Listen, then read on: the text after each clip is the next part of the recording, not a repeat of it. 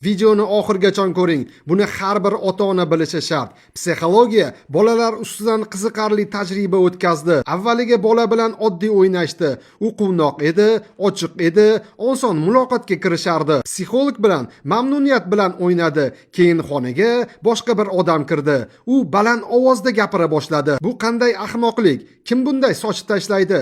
Shundan keyin bola o'zgardi. U o'ynashni istamay qoldi. Faqat o'sha baqirayotgan odamga qarab qoldi. Tajribada 150 nafar bola qatnashdi. Natija deyarli bir xil. Bolalar baqiriq bo'lgan muhitda o'zini xavfda his qiladi.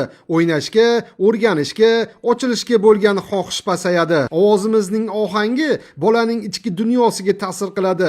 Har bir so'z uning kelajagi uchun bitta ip. O'sha iplardan esa butun bir hayot ertaga to'qiladi. Endi savol, sizningcha siz bolangizga baqirayotganingizda uni qo'llab-quvvatlayapsizmi yoki asta-sekin uni o'chirayapsizmi? Fikringizni kommentariyada yozib qoldiring. Bizni yo'qotib qo'ymaslik uchun like bosib, obuna bo'lishni unutmang.